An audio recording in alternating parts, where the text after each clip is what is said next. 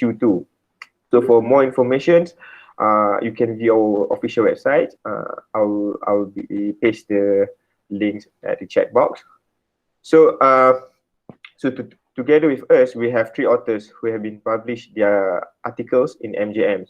So today they come together to share their views and insights of their respective studies, as well as their experiences in writing and published journals.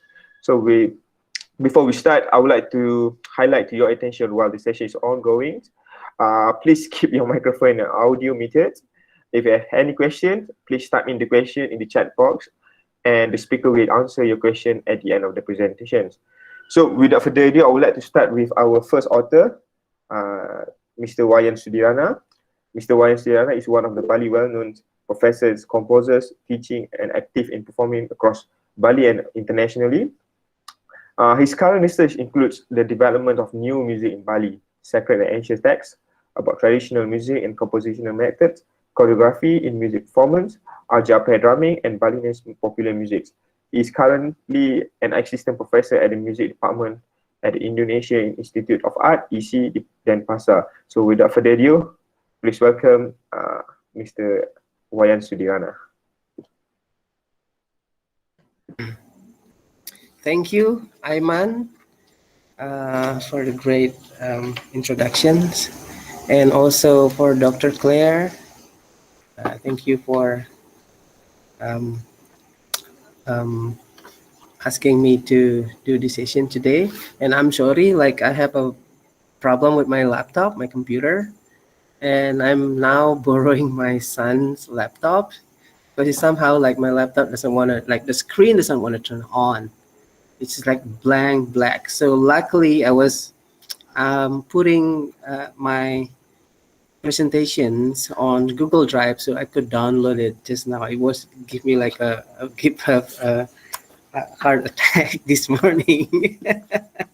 So sorry for that. And without further ado, like I will just start my, I think, do you find like my screen is like shaking right now?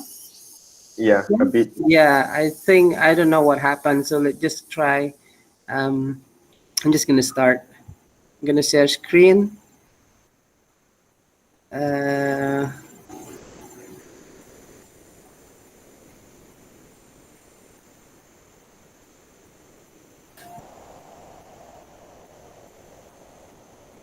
Okay. Can you guys see it? Yes. So, well, today I'm going to talk about like just my article, maybe just a little bit of my article, and I'm going to elaborate a little bit and talking. I think I have a 10-minute, right? 10 minutes, so I will just start. How to start the slide? I'm new in this. Okay, I'm just gonna do this. Oh, here. Okay. So in composing music, determining the proportion and the character of the work is far more important than just thinking systematically. Thinking systematically is standard instructions or compositional techniques, and intuition in the source and is the source of ideas of all compositional techniques. As Sukaharjana explained, that great music can only be born out of talents, intelligence, and hard work. We know that inspiration is only sparkling of dew that spills on talent. That is not everything. Intuition, inner instinct, and feeling is merely a determinant of intelligence. Accessing both intuitive and rational, analytical thinking in creative process of composing is inevitable. Imagination and intellect always interact together in the musical experience, just as aesthetic consideration or intuition are always intertwined with the artistic knowledge.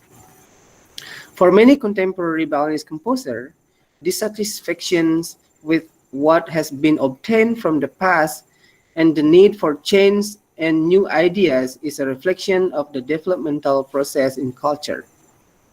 When questioning, when questions about how to compose, senior musicians typically respond, quote, "It has always been that way," end quote, or quote, "by seeking inspiration in nature," end of quote.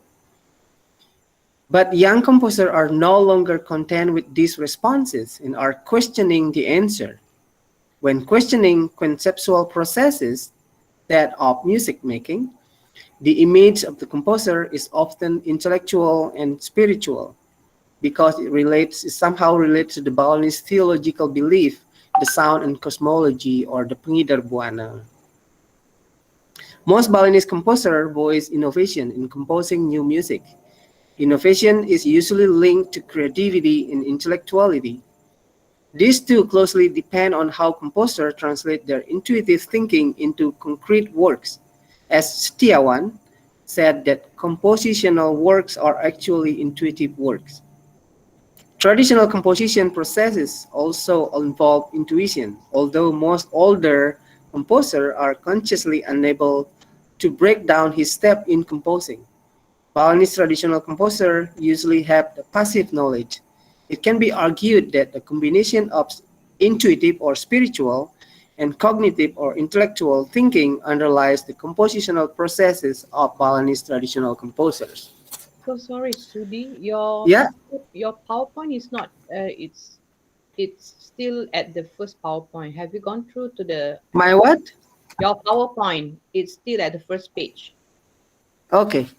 Oh, still the first page. Yeah, maybe you Sorry. should click the undo Google editing.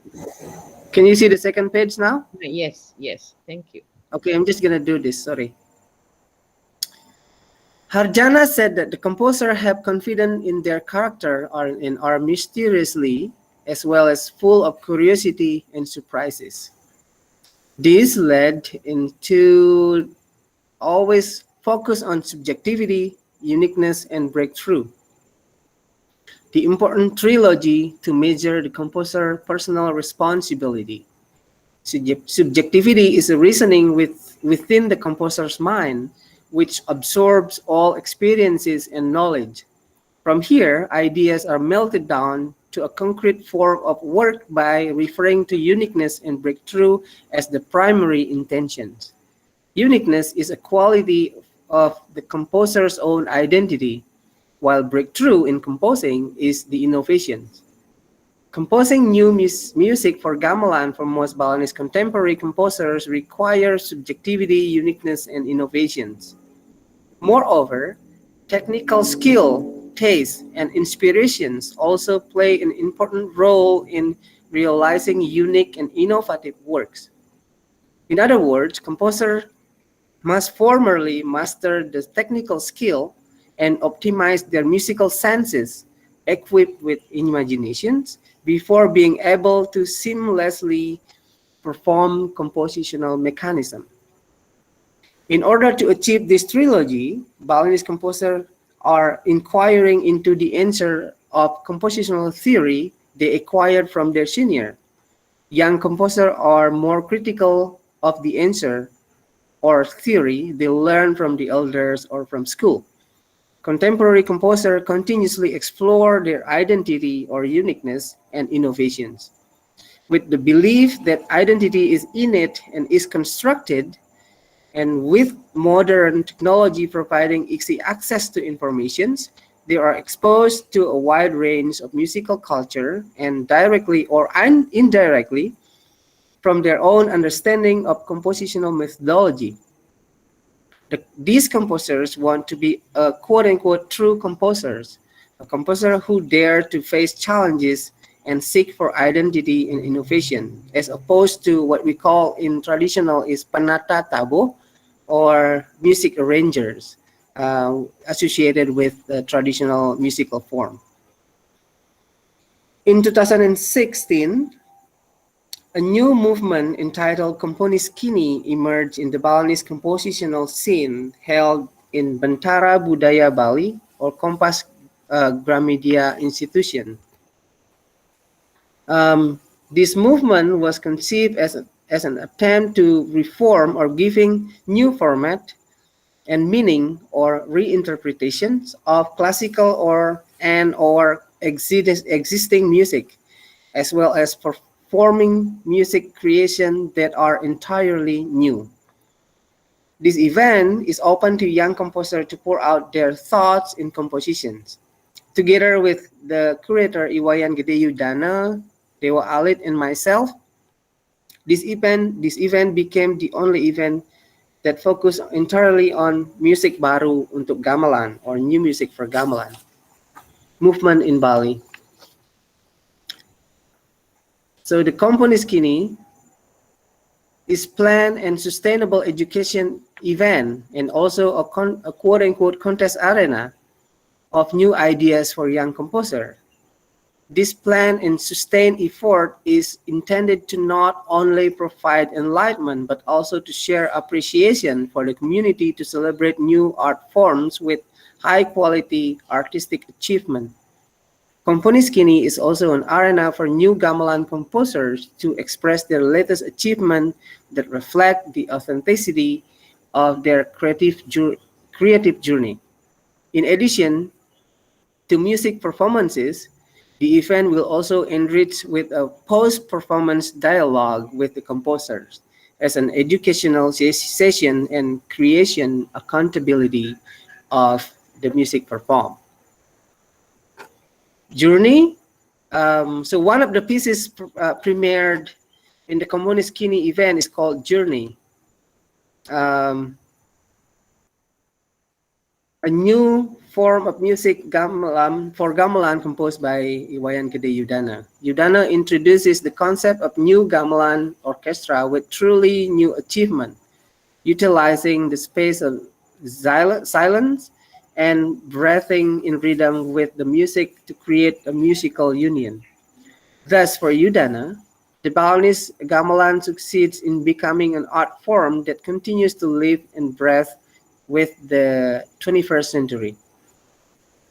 Yudana's work are result to creatively exploring a wide range of new musical creation to enrich the possibility of gamelan music and reflect the courage of the curator to address something that has been standardized and traditionalized in order to give birth to original or authentic works. According to Yudana, he makes comparison with the modern Feldman's music and or the gamelan traditional of Central Japanese gamelan, with the soft and very slow melodies refilled in the first part of his piece. The concept utilized elasticity, stretching in time, tempo, and sonority, responding to the waves of vibrato of the concept of ngumbang and ngisep, the higher and the lower frequencies of paired pitches in gamelan.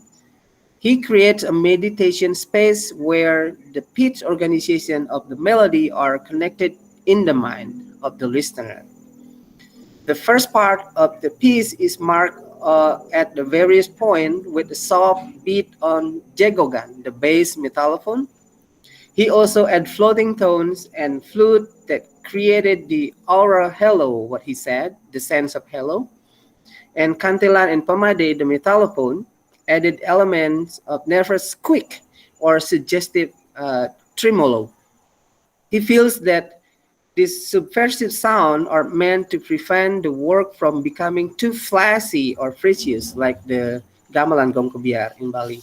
Now I'm gonna play the sample. Can you guys see this one? No. I need to reshare. Okay, hang on. Okay.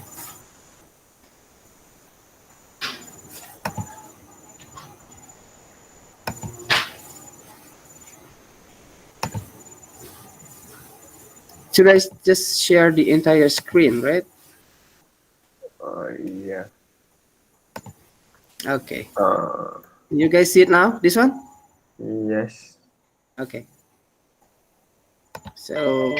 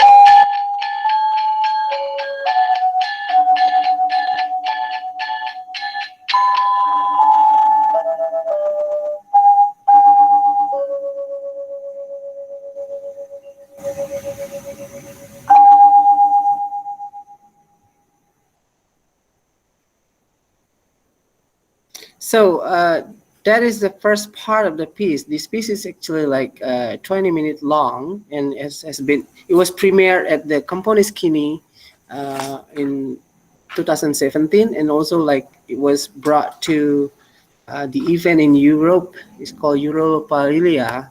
I think it's around 2019, if I'm not mistaken. So Udana's work systematically in organized Udana's works systematically in organizing musical elements used in this piece. The selection of pitches, tempo, and rhythm is thoughtfully organized and in accordance with the idea of planned for it, the idea that planned from the beginning. The intention of melodic movement are fit to the specified theme. This is the result of Udana's subjectivity in composing.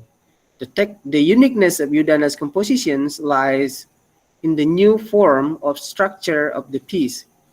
The usual rhythmic and melodic patterns of the gamelan marandana instrument that are used in this piece, and also the new function given to standardized role in each instrument within the ensemble. So if we look at what he's doing in this piece, he's like trying to disobey the rule of traditional, how the melody is developed traditionally, how the structure of the gamelan, and also like the division of each of instrument is like is not used in this piece. Moreover, when we are discussing a compositional method in oral traditions. So where music is traditionally passed down without the use of musical notations. The oral experience of performances, the oral experience of performance interactions and group is paramount. However, Udana breakthrough lies in the combination of the use of the complete Western notation in writing his music, as well as teaching the music, and the synchronization of bodies and groove in the new kind of interaction resulting from the use of musical notations. This is the key achievement in such art music.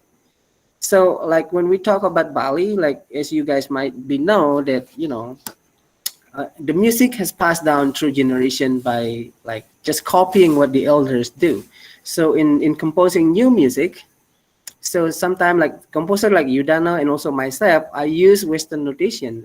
We plan our piece from the beginning, and then like when we have to teach the musicians, so we are actually doing it traditionally, like giving them, teaching each of the player in each instrument like one by one, and then we are trying to get the sense of togetherness, and we are trying to get the sense of each other playing in order to build up this piece into one unity.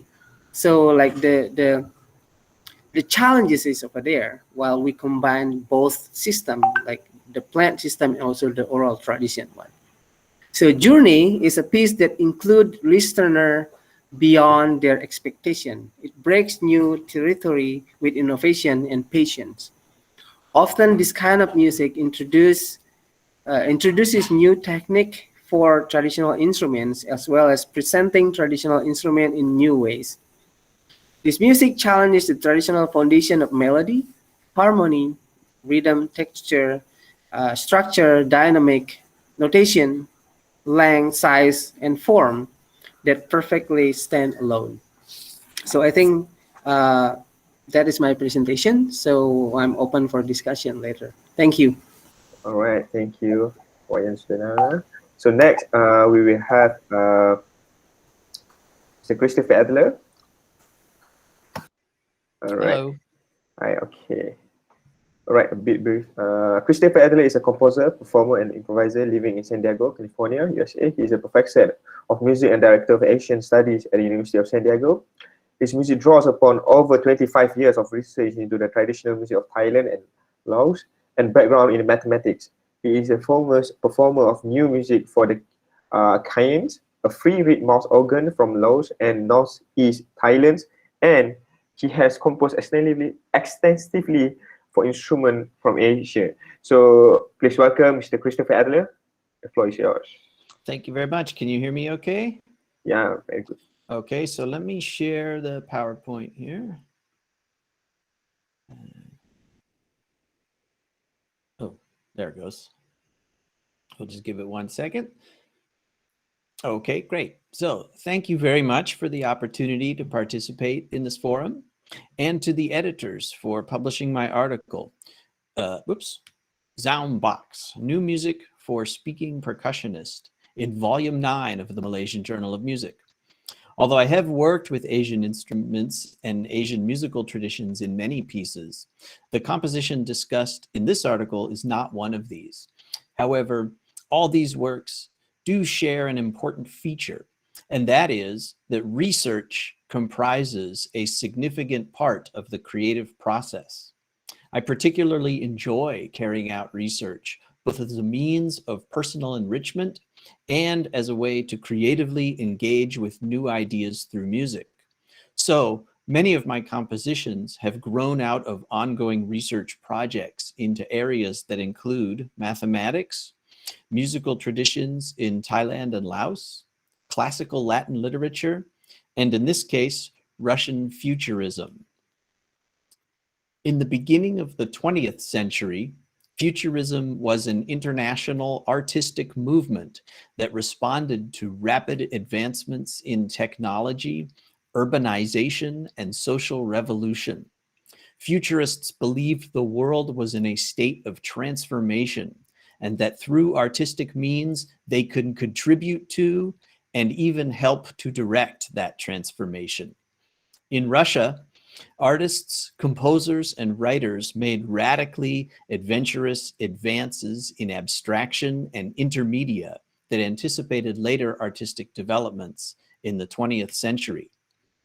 In poetry, Alexei Kruchanik coined the term Zaum, meaning beyond the mind, for poetry that broke apart conventional words and grammar and invented entirely new nonsense words. Zaum is often translated as transrational poetry. The futurists believed that traditional language was inadequate for expressing the mind in a state of inspiration and was just one more conventional institution to be abandoned. The futurists composed poetry with invented words and published these in collaborative, quickly produced, limited-run publications that combined poetry, prose, painting, graphic design, and collage. These small books are now rare and valuable art objects, and there's 4 on the screen. Here is an example by Kruchanik from 1913.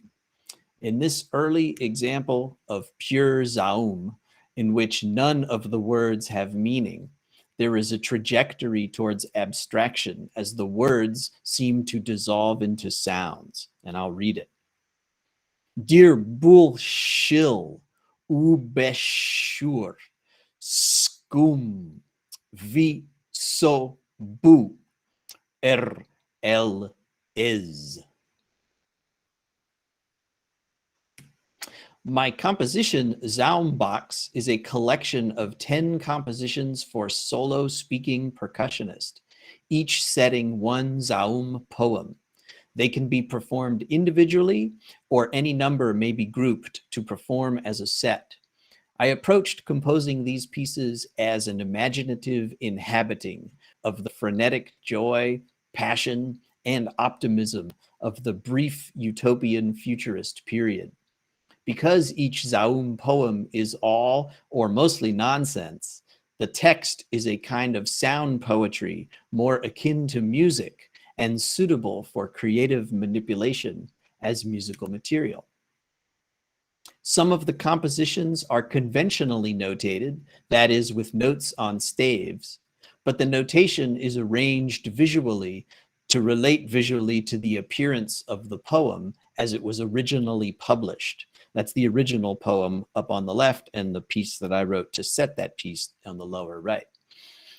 Some of my pieces are handwritten with the staves situated at odd angles, while others show the speaking part with creative graphics. Here, for example, the font size, rather than conventional symbols, conveys the dynamic level of the voice. Some of the pieces are humorous, with instruments played in unconventional or absurd ways, such as my setting of Dirbul Shil, where the player vigorously waves snare drum brushes in the air. Other pieces are theatrical in nature, with opportunities to incorporate movement or characterization into the performance, as in this piece, where the player plucks petals from a flower and places them into water-filled bowls that are also used as percussion instruments. Here is a typographically experimental text by Vasily Kamensky, written in 1914, that evokes the sound of a telephone call in a busy city. In the composition, the performer plays instruments distributed spatially around the stage while using a cell phone to both record and play back their voice, emulating an actual phone call. And in this piece, because the poem is a graphical construction of 7 letters with no linear reading, the score is a network of sounds. The letters, words made by their combination, and instrumental sounds. To realize a performance, the player traces a path through the network and produces as continuous a flow of sounds as possible. The score collection for Zaum box was produced as a limited edition box set of 25 boxes, each with the scores printed on a variety of papers, creating a collectible art object. 3 are held by public libraries, and the others are owned privately by percussionists and composers. Now that all the boxes are sold, I distribute the score only as a PDF, which may still be used for performance. In 2016, I worked with percussionist Caitlin Rose King and videographer Ute Freund to record creative video realizations of all 10 compositions. And these are now available to view online. So if you want to pursue that on your own, I'll share in the chat a link where you can find all the videos for this.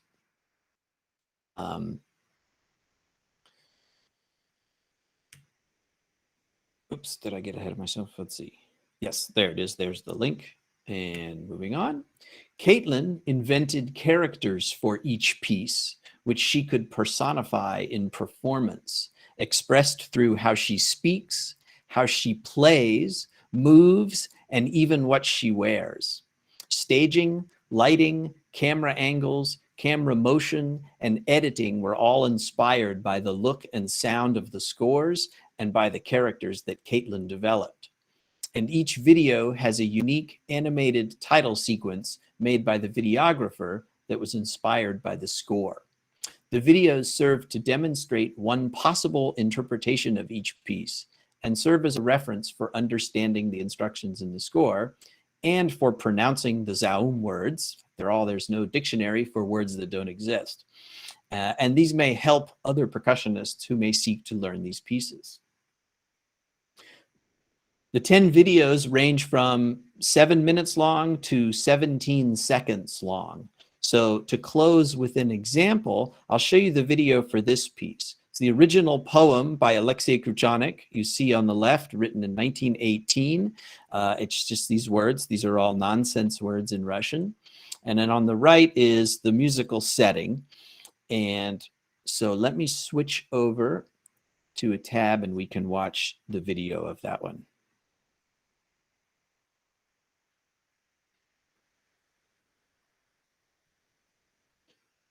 And I will share a tab. There it is. And this video is about 1 minute long. Here we go. Did that work? Oh, there it goes. Give it a second. There we go.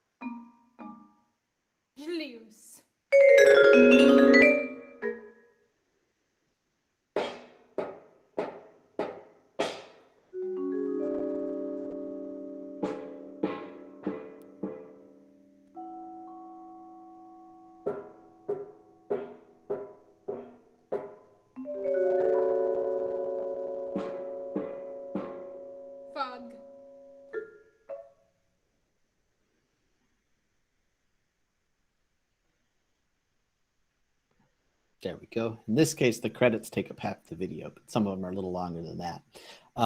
Where's the stop sharing button? There it is. So the one other thing that's in the paper that I didn't talk about today is a bit of a history and background. Well, both there's a history section on futurism that's Russian futurism that's more extended, as well as a history of these kinds of compositions for a solo performer who also speaks a text, which is something that has really been expanded since the 1970s. So if you'd like to learn more about that, I'll invite you to check out the paper.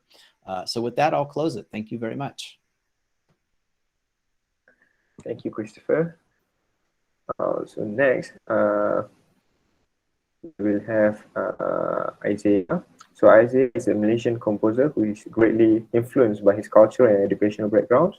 His music evoked the notions of energy as flowing movement and significant color, bringing together Asian performance aesthetics, Western contemporary classical approaches, as well as aspects of indigenous East Malaysians, kadazan dusun, ritual forms. So he's currently working in is concerned with exploring and reframe interdisciplinary perspectives related to hybrid oral traditions found in East Malaysia to provoke new possibility of sounds, spaces, and creativity in his compositional works. So without further ado, please welcome Isaiah.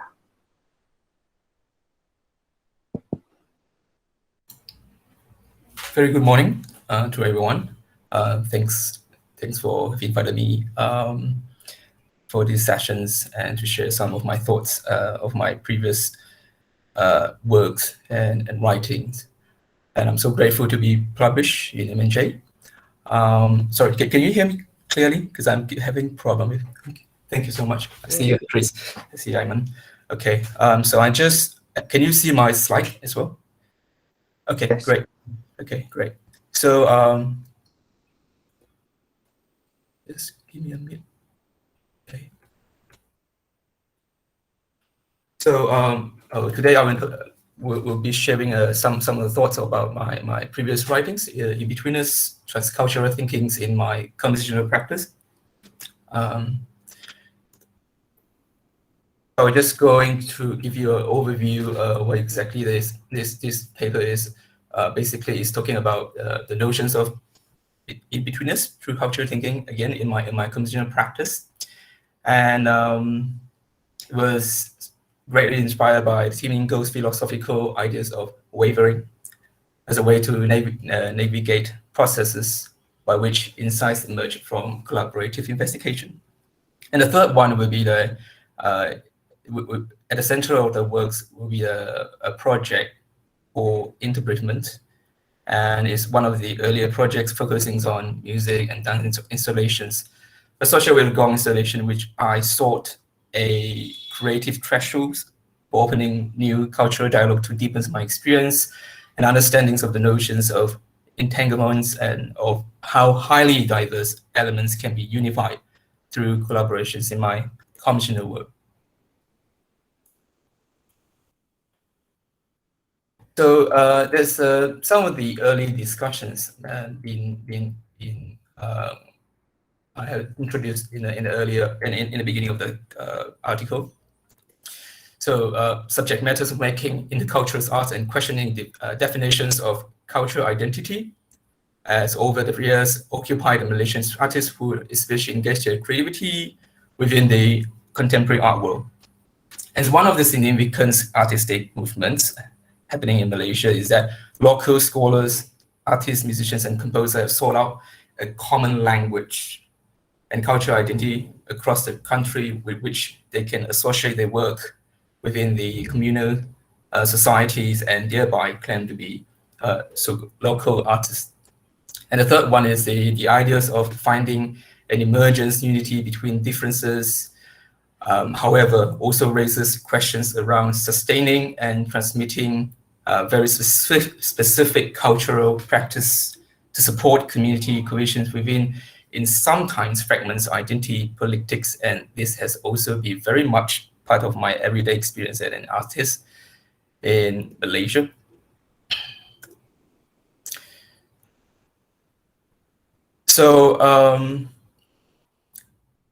So these notions of so there are different ways of powers, including Malay Islamic narratives of Malaysian art, the Chinese narrative of Malaysian art, and Muhiba versions have been implemented across the nation since then and dominated cultural discourse in various ways. I won't go for the detail, but these notions of what can be recognized as a national artistic identity has become even more complex, challenging, and problematic due to the fact that the identity itself is constantly shifting and transforming from identities into identities, or vice versa, sorry, over time and from the generation to another. So what I found out that is, however, surprisingly little work written about compositional creative movement and practice, especially the places coming, the place where I'm coming from, and especially how composers engaging in the contemporary musical scenes in Malaysia might tackle, integrate, and develop their work, and how they respond to the challenging task of cultural integrations, alongside with the artistic thinking, which becomes my major concern. So I quickly moved to the ideas of what so-called finding the in-betweenness. So my subsequent work by back then has moved into a much more hybrid and in-between space. I strongly resonated with eminence anthropology, Timingo, ideas of corresponds in relations to words between and in between, which expanded my thinking about intercultural dialogues. And as you can see, the between can be regarded as a bridge, an immediate space in which one is able to link, join, and integrate elements when corresponding with two different aspects at a time. The in-between has no particular objects or points of location. It does not have a specific connector to enable it to correspond from two sides. The in-between is a back and forth interactive space, a movement passing, twisting, and interacting directly without any absolute point. So where one undergo the movements of a process in an interstitial state of ongoing activity.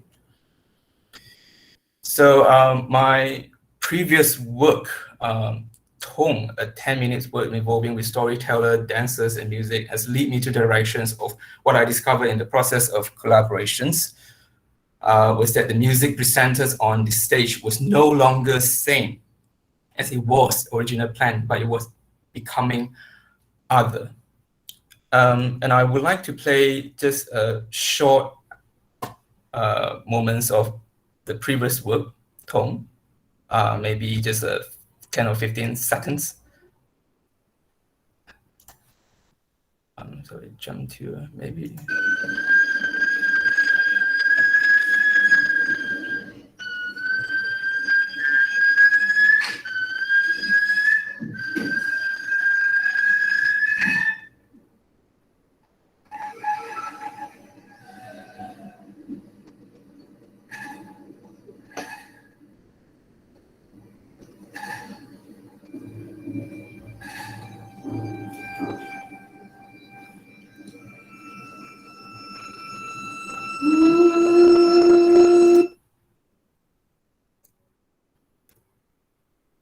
So, sorry.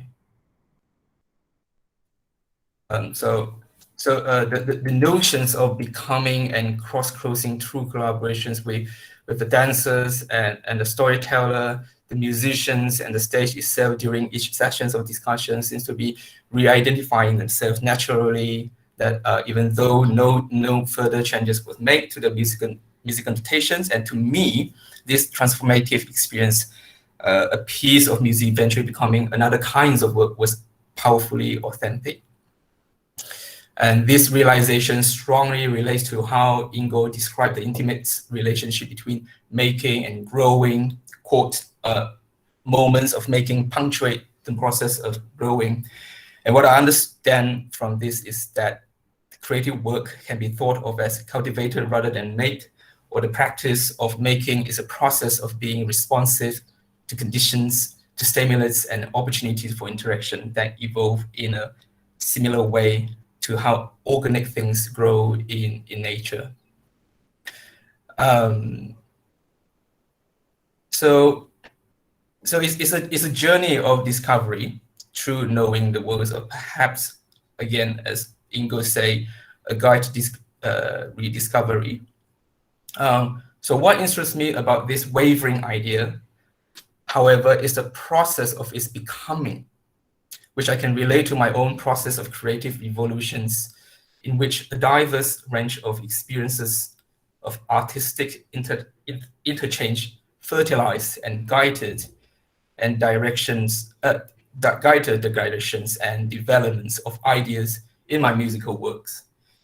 In terms of the methodologies, I have applied Ingo ideas of wavering to my own compositional process as a seemingly meandering journey through multiple cultural references that is about enrichment at every step, rather than a focus on predetermined goals.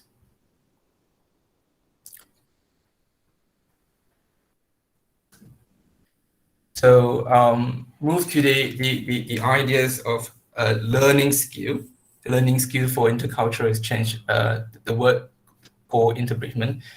Here is the what you have seen is Team Ingo's comments suggest that it is a qualities of perceptions, interactions of knowing and learning that enable one to relate to a practice of cultural exchange.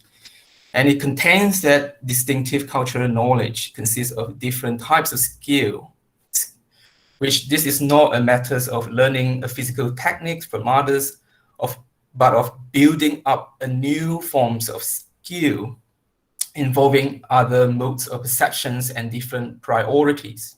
In other words, if one wants to have cultural exchange with others, one has to establish a new way of understanding by knowing the holistic relationship, rather simply duplicating a physical technique. And this is a vital process to gaining awareness of different cultural sensibility and knowledge. So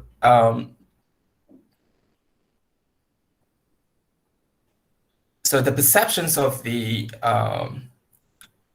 so this is Ingo. This is a vital process again, and although Ingo provides an anthropological view of technique in his writing, for example, the perceptions of the environment, he does not, however, provide very specific examples of the process and the practice of how a new skill is actually embedded and made operational artistically. And this concern became my focus in a series of artistic collaboration.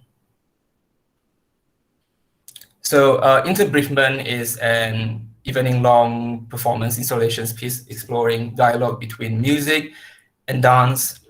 I want to increase my awareness of this highly complicated and challenging process of exploring how transcultural exchange and musical identity can actually be shaped, and how choreographical ideas can be translated into musical ideas to create the forms of performance.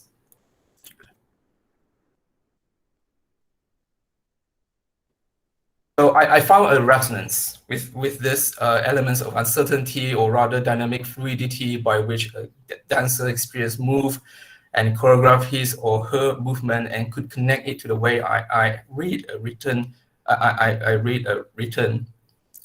Chinese character. And this to me is similar to the way in which the reading of Chinese calligraphy suggests other imaginative spaces.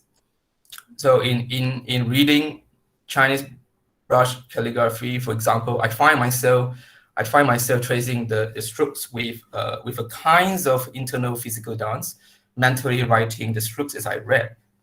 So one can exacerbate the energy of these traces by experiencing the embodiments of the character through the process of writing, in order to decode this imaginary route created by the strokes through reading. So I'll give you some ideas. So this is examples of the score. So keeping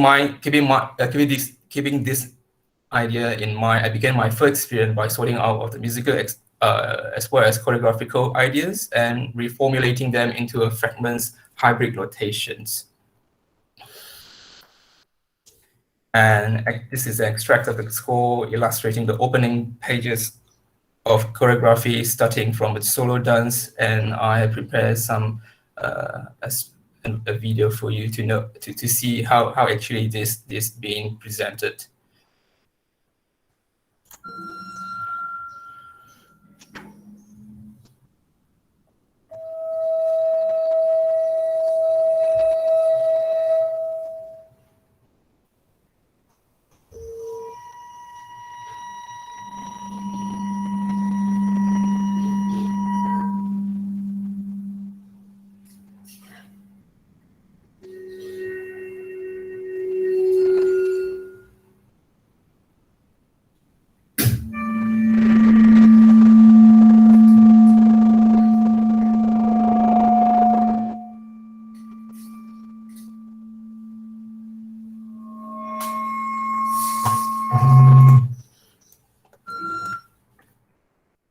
So, and which you can see some of the work slowly being reshaped and extended into a larger scale.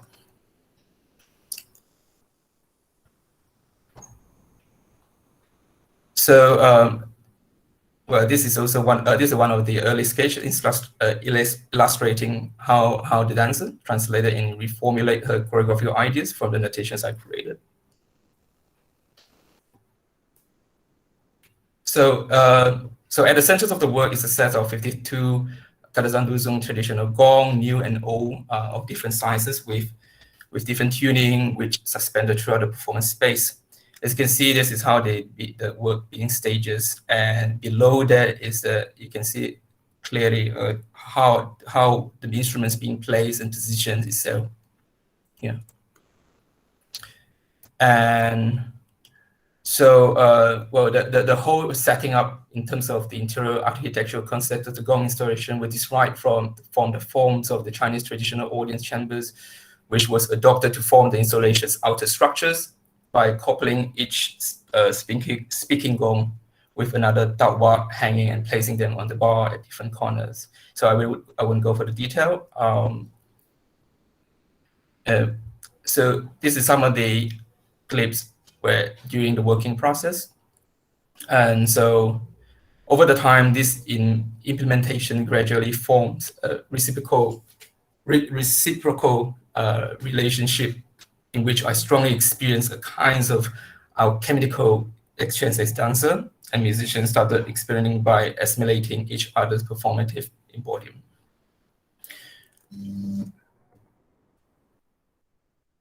So what I would like to do for my next few slides is to just give you an idea of how the performance being done.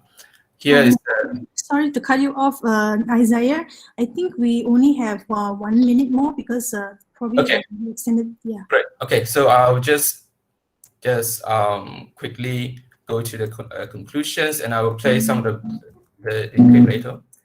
So conclusions, what I have encountered and discovered throughout the discourse by applying the ideas of wavering to my compositional practice is an ever deeper and more complex understandings of the dimensions of in-betweenness, in which one cultural identity, language, and creativity transform and evolve through the process of emergence and movement, an experience of emergence, creative energy, in which one see a dynamic relation between the positive aspects of something coming into being, as well as the negative ground from which it arises. So I would like to just play a short clip of fun.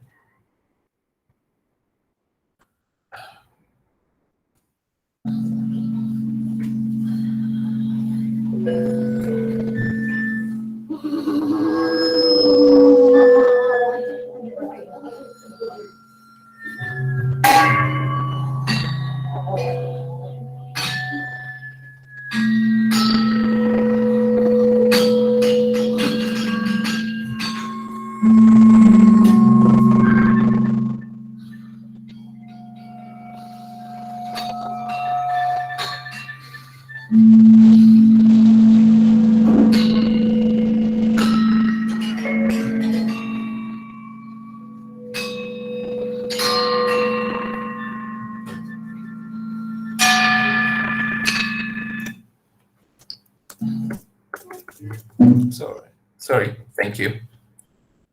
All right, thank you, Isaiah. So, before we end the session, actually we have two questions from Claire to Christopher and also Sudirana. So for Christopher, do Zaum box compositions affect the performance in any way? Was it meant to do something to them? Is it therapeutic? And then for Sudirana, componist key, is it an art for art movements? Maybe we can start with Christopher. Sure. So the performers, there have been 3 or 4 people who have performed movements from Zaum box. And for them, it's a concert work, but because it has this theatrical and interpretive component, they're each able to bring a lot of their individual personality into how they realize it. And as a performer, to have to speak as well as play tends to engage with kind of a more embodied, like you have to be more aware of more aspects of your body and how it works than maybe if you're just focusing on playing an instrument. Not to mention that percussion is also very kinetic and physical. So I don't know if it's therapeutic per se, but it's very involved, like physically and sort of mentally involved. Yeah. All right. How about Sudirana?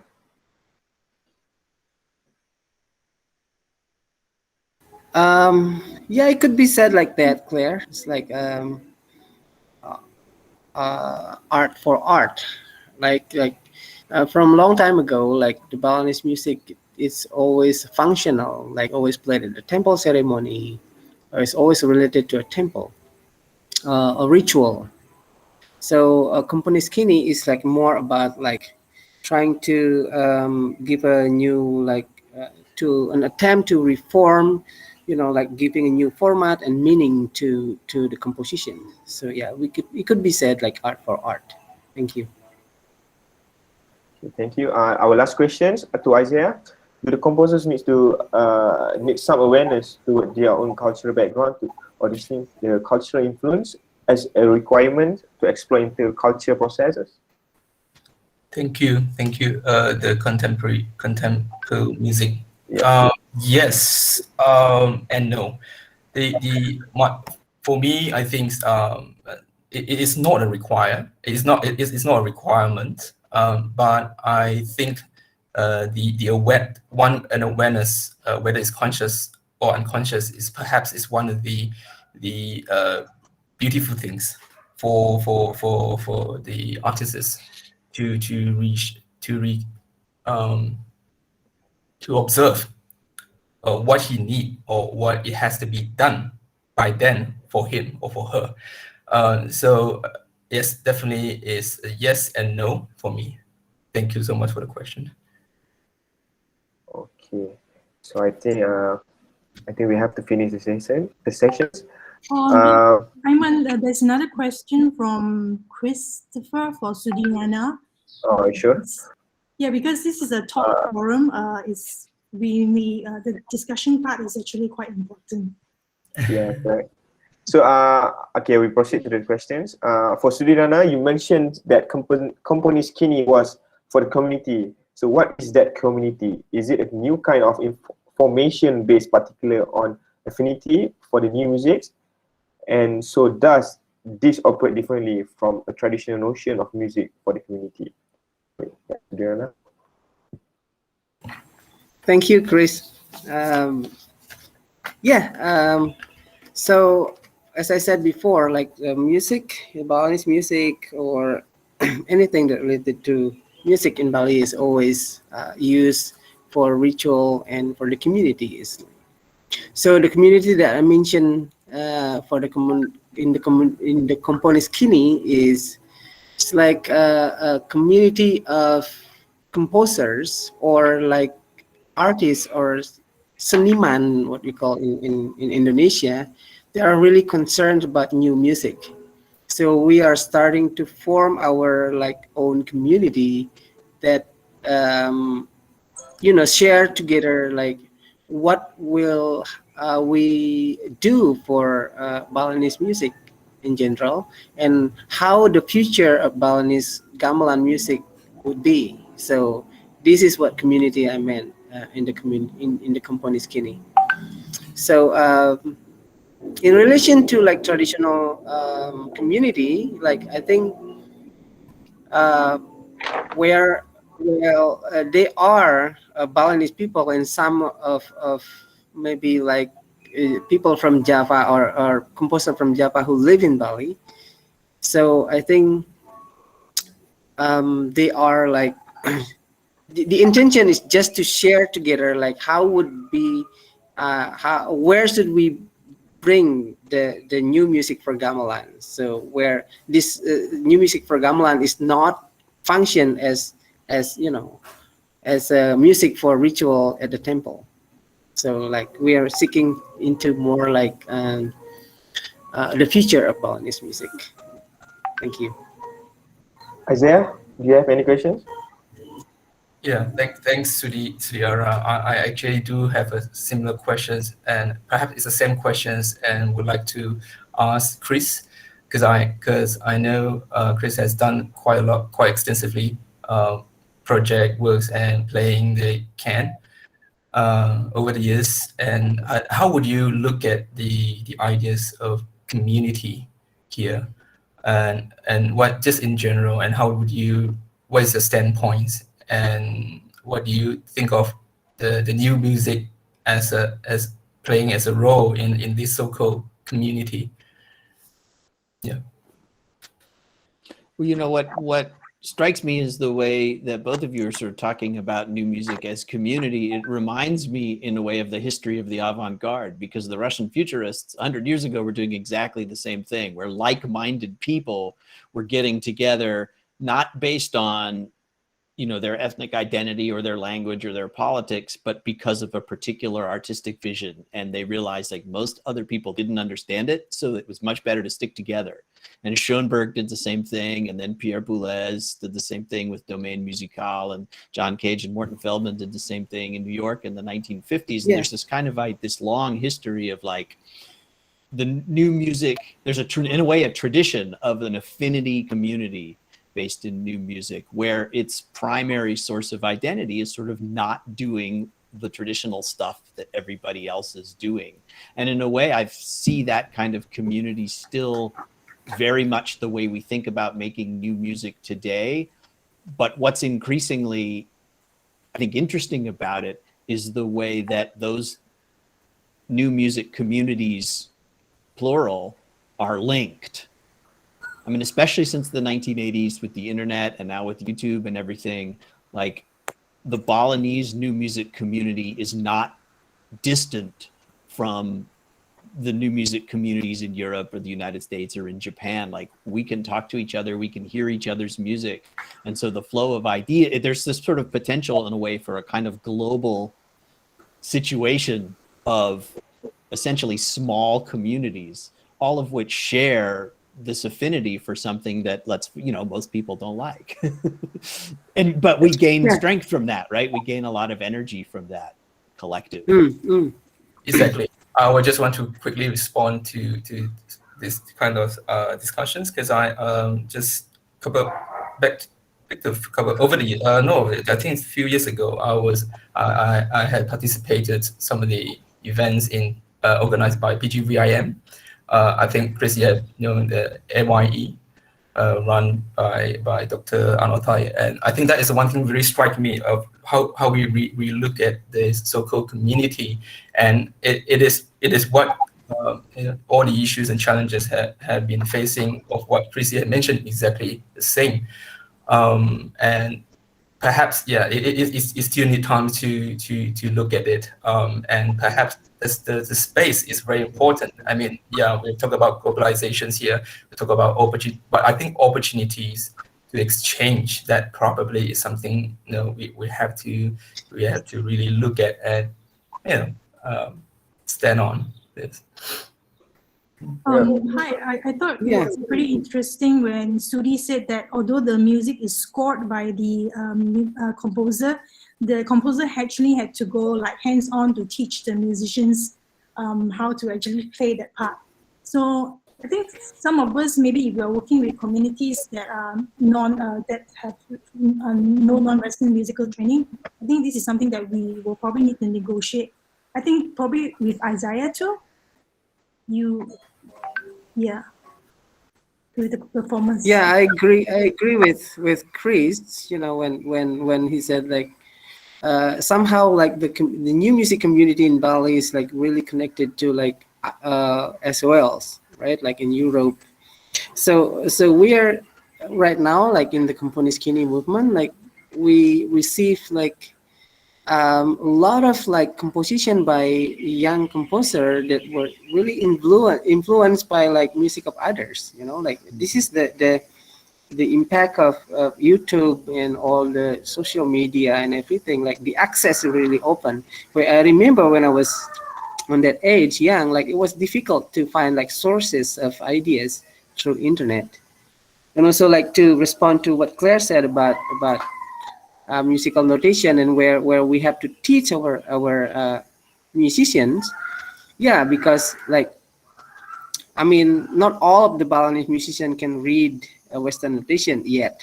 So, but I slowly teach them how to read it, and also like some of them are really like curious like on how does it look like and what does it say, and you know like they're starting to learn and sometimes like in my own group, I already have like a few musicians who could like read Western notation, of course with some like symbol or note in underneath the score. So like it started to develop, you know, like and their mind started to open, and this is really like because of internet. Yeah, thank you. Isaiah? Yeah, I'm just want to quickly respond to Dr. Claire. Very good question, and then this is questions and I've been thinking of in terms of in terms of negotiations. And for me, it depends on the project and the things we wanted to do. But the way I did, I would whenever I find someone coming from different cultural background and educational systems, I in terms of creating work, I will start from something from, we are the same. From there, we look for something very exciting, thinking idea, things like that. So because I found really challenging, people would just just oppose what the other want to do. For example, the notations, example, the technique. I think we are talking about new technique all the time. So I would like to suggest things that the two parties equally being developed and to the directions where we find that there is something what we so-called new. Instead of I do what you do. Of course, this is a big topic, and I actually want to say something about the terminology, but this is not the place. I have questions actually. So, but I like the topic just now. But I have question like we know like when Stravinsky premiered his Strike of Spring in 1913, and then we have Schubert Drive Tones. We all have there's a lot of conflicts among community like, and then I just wonder how does the 20th century, I mean like the current approach of compositions like avant-garde impact our community? So when we compose, usually does we think about community, or we have compose and then community come after that? So and then how does it affect to our community? So it's like, yeah, so I just wondered that question. So maybe we just like open to three of the authors.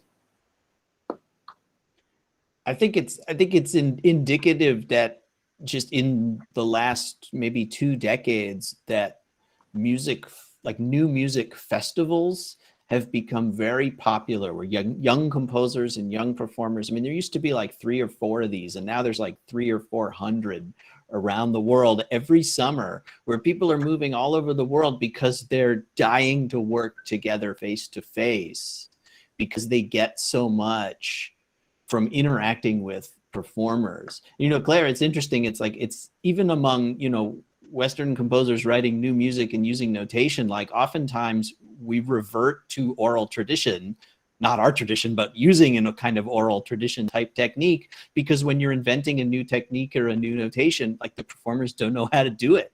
And so you have to sing it and you have to demonstrate it. So ironically, like we use that Yes, same methodology cool. all the time.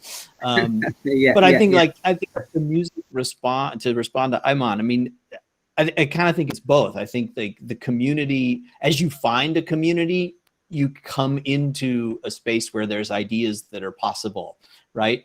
But at the same time, like it is possible to get things from the internet and to explore and have to seek out the community. And I think they kind of co-evolve.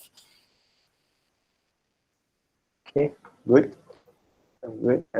Any questions? Just one last thing in response to what Chris, the last sentence Chris said. So what does this come what is the identity of our music today if we can access music from the internet, from the community, from everywhere around the world? Will we have a very, I don't know, heterogeneous identity in the composer's music actually?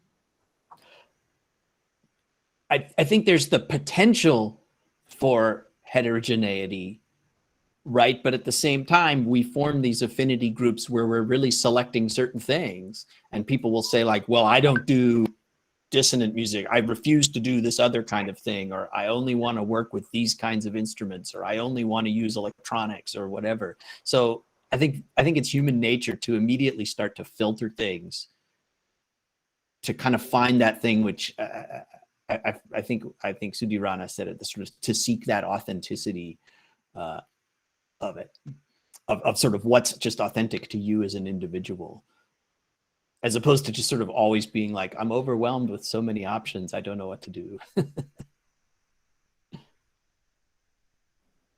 All right. Any questions from the participants? So I guess that's all for the sessions. So thank you very much to our authors and all the participants. Finally, I would, if anyone of you guys have a research study related to relevant to our authors, please cite the articles, and you are welcome to visit our official website, which is the link inside the box. And yeah, thank you so much for participating. See you next session. Maybe next year, I guess. So have a great day. Thank you very much. Perhaps before we end, Ayman. Sorry. Thank you. Okay, before we end, please open up your maybe your cam, and then we have a photo Joey. session. Yeah, Joey will help to take the photo. Hi, Joey. Yes, okay. Yeah. Can everyone on their, their camera so that we can take a photo, This is the end section for our webinar for Live with Author this year. We shall resume with a new session next year, also with a different theme. Okay. Ready? Ready. Okay. 1, 2, 3. Okay. All right. Thank you very much. Okay, thank you. For those. Thank you, Ayman. Thank you, Isaiah, Wayan, Christopher. Thank you, Claire. Thank you, Chris. Nice to see you, Chris. Yeah, very nice to meet you. Sorry. Those from UPSI, please. We have attendance to fill in.